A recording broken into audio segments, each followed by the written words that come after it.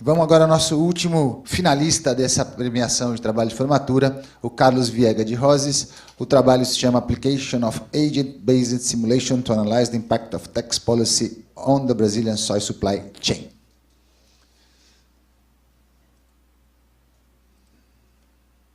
Qual que é esse aqui, né? Isso aí. Boa, e orientador, professor Marco Aurélio Mesquita. 10 minutinhos. Olá, boa tarde a todos. Eu me sinto muito orgulhoso de estar aqui hoje apresentando meu trabalho de formatura. Gostaria de, primeiramente, agradecer a todos os professores e por todos os conhecimentos transmitidos nesses últimos anos, aos funcionários da universidade, que também prestam um enorme suporte às atividades acadêmicas aqui realizadas, e, principalmente, ao orientador do meu trabalho de formatura, o professor Mesquita. Muito obrigado. Também um agradecimento especial à minha mãe, que está ali assistindo. Ok. Aqui estou falando sobre a aplicação de uma análise nova, recente na engenharia de produção, que eu uso da simulação por agentes, para avaliar se a atual configuração de impostos no Brasil gera externalidades indesejáveis no setor da soja. Primeiramente, eu vou começar falando um pouco do contexto do meu problema, vou definir melhor o problema do meu projeto, depois eu vou limitar um escopo sobre que grãos eu vou usar, que tipo de infraestrutura eu vou usar. Por fim, eu vou entrar dentro desse escopo, olhar os agentes na cadeia de suprimento da soja, detalhá-los quem são, como se comporta. Isso vai gerar um modelo conceitual que vai me levar à coleta de dados, que vão, então, levar a um modelo funcional, com algumas assumptions. Esse modelo vai ser rodado, validado, e isso vai dar as conclusões do trabalho. Falando um pouquinho do contexto, a gente tem uma situação de infraestrutura precária no Brasil, com estradas engargaladas, eu tenho um grave problema de congestionamento em portos, eu tenho perda de eficiência nas ferrovias ao longo do tempo. Primeiro, vamos pensar um pouquinho, vamos entrar um pouco em detalhe sobre a questão de congestionamentos, que isso é algo meio que padrão nesses 3 cenários que eu estou mostrando aqui. Olhando os congestionamentos de forma específica no Porto de Santos, a gente pode notar 3 coisas. Primeiro, isso que está em vermelho aqui é a fila para o barco atracar no porto. Primeiro, a gente nota que esse congestionamento é muito correlacionado à própria sazonalidade dos grãos que são transportados por esse porto: soja, milho e farelo de soja. Segundo, que esses 3 grãos ocupam praticamente toda a capacidade do porto. E terceira coisa é que justamente os materiais mais sazonais são os que são transformados em maior volume. Só mostrando aqui, só para ilustrar aqui o ponto da sazonalidade, o farelo de soja ele tem uma produção quase que estável, enquanto o milho e a soja têm uma alta sazonalidade dependendo das safras. Tá. Olhando para a questão da sazonalidade, ela tem um grande impacto sobre congestionamentos, eu me pergunto por que justamente o grão que é menos sazonal é menos transportado pelos portos. E aí uma das causas raízes que apontam isso é a questão da tributação. No sistema atual de tributação, eu tenho uma penalização se um bem sofre uma operação intermediária em sua cadeia antes de ser exportado ou consumido. Por exemplo, aqui no primeiro caso, se eu tenho uma soja que ela é produzida no estado A, processada no estado A e exportada, ela não paga imposto. Isso contrata com a segunda situação, onde um grão pode ser produzido em um estado, se ele é processado em outro, ele paga imposto, e mesmo que a exportação seja isenta, ele acumula um crédito de imposto que é de difícil ressarcimento.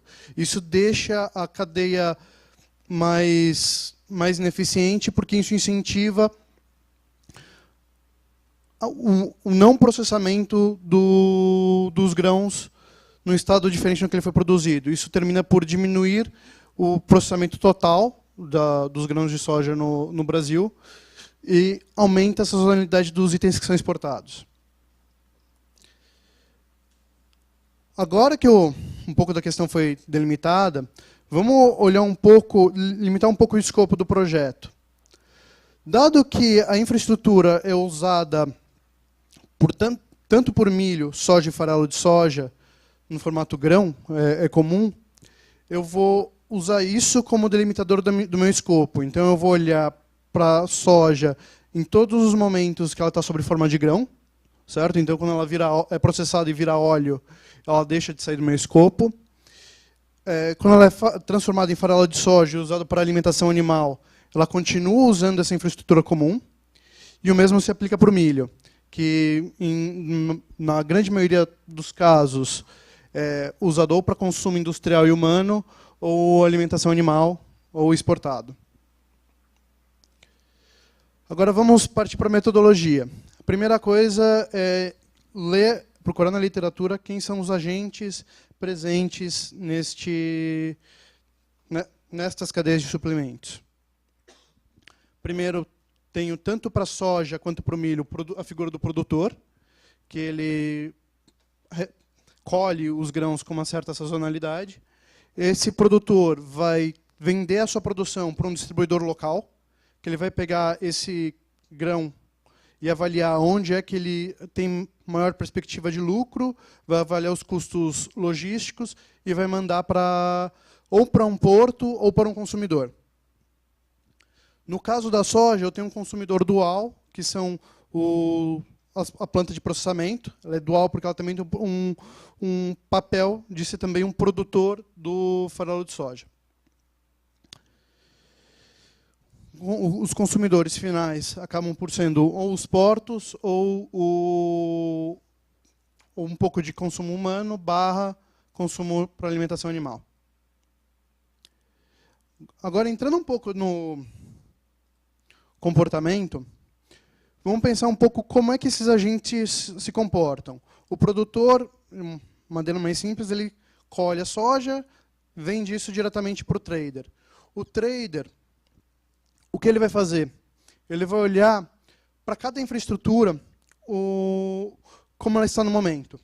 A infraestrutura ela tem uma oferta de capacidade, que ela tem uma quantidade fixa, e ela tem uma demanda.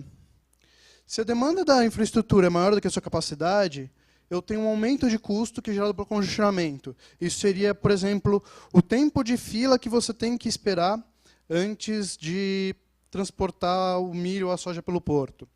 Ou então seria o tempo de estoque que aquele determinado player teria que pagar para poder consumir a soja ou o farelo de soja no futuro.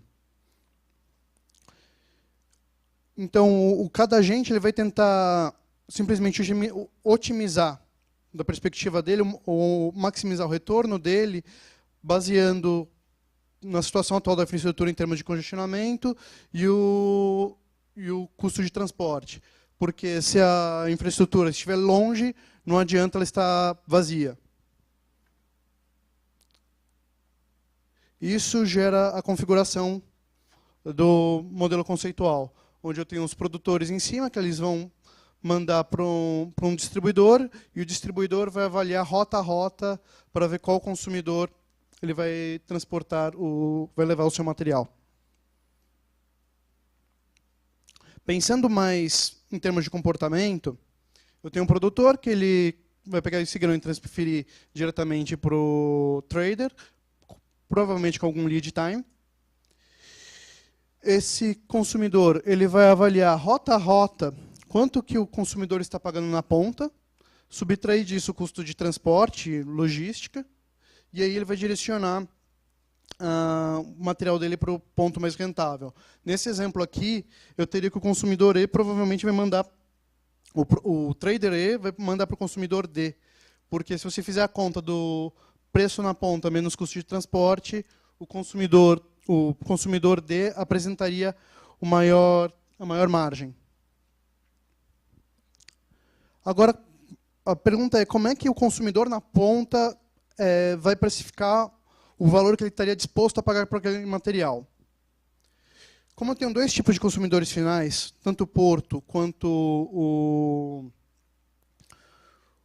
consumidor, que seria o mercado animal ou o próprio mercado humano, digamos que ele vai pensar nisso baseado em duas contas. A primeira conta, ele vai olhar para a situação atual de inventório dele e quanto ele gostaria de ter de inventório. Oi? Inventário. Quanto que ele gostaria de ter de inventário. Isso daqui vai depender da época do ano. Se eu estou numa época de safra, eu quero armazenar mais grãos para me suprir durante o ano inteiro. Se eu estou olhando na entre-safra, a ideia é que esse meu inventário esperado diminua. Que esse inventário esperado diminua. Se a minha posição de inventário for muito alta, muito mais alta que isso, o preço que eu vou cobrar do meu trader diminui. Se estiver faltando produto, se eu estiver com ameaça de desabastecimento, esse consumidor estaria disposto a pagar mais por esse mesmo produto. No porto é um pouquinho diferente. Ele vai olhar qual é o preço pago internacionalmente, qual é o custo logístico derivado da ineficiência do atual congestionamento no sistema. E aí o que ele vai fazer é simplesmente subtrair um no outro. Se lá fora está pagando um preço alto e ele estiver vazio, ele vai mostrar um preço alto para o trader. Se ele estiver mostrando um preço baixo e o abastecimento dele estiver alto, se ele estiver entupido, ele vai mostrar, consequentemente, um preço baixo para o trader. Tá. Prosseguindo no modelo, eu tenho a adição de várias variáveis. Primeiro são as áreas de influência dos portos. Segundo, eu tenho que incluir quais são as estradas principais e os custos de infraestrutura, de transporte. Sigo, então, para a minha distribuição regional dos meus produtores. E a distribuição temporal da minha produção, que é dada pelas épocas que é dada pelas safras e épocas de plantio dos produtos. Eu também fiz um levantamento dos principais consumidores, seja por meio da ponderação pela população humana, seja pela ponderação da população animal, ou seja pela capacidade existente das plantas de processamento de soja. Combinando todo esse material, eu tenho a minha cara funcional do meu modelo, com todos os fluxos possíveis de materiais. Próximo passo é validar e analisar os resultados. Em primeiro lugar, eu vou validar a distribuição das minhas exportações no tempo. Aqui em cima eu tenho o meu cenário base, que acontece no meu modelo, e aqui embaixo eu tenho um segundo cenário adicional, que é um cenário ajustado, e por fim eu tenho a realidade. Como eu posso ver, a minha distribuição de exportações no ano ela é bem aderente ao que acontece na realidade. É um pouco deslocada porque eu não considero os tempos de lead time durante a cadeia, que tendem a atrasar um pouco a chegada desses grãos aos portos. Segundo método de validação do modelo é entender qual é a área de influência dos portos do meu modelo versus a realidade. Eu puxei alguns dados da ANTAC, que ela apresenta a exportação a nível de cidade, e a partir disso estipulei as áreas de influência do porto versus a do meu modelo, e comparando eu tenho uma boa aderência. Por fim, falta mostrar quais seria o impacto do imposto atual na infraestrutura de soja. Como é que eu faço isso? Eu simplesmente considero um modelo onde não existe mais o trade-off entre logística e taxas. Aí eu crio esse cenário, que seria esse cenário no tax em vermelho. A primeira variável que eu vou analisar é a capacidade de processamento das indústrias de soja versus o quanto elas processam. Como podemos ver, tem um aumento sensível do processamento de soja, eu diminuo a ociosidade da indústria como um todo. Em segundo lugar, eu vou analisar o inventário total nos portos, quanto que eu tenho de porto entupido de forma agregada. De novo, eu tenho uma diminuição desse congestionamento nos portos. E, por fim, eu vou analisar a questão da demanda de transporte.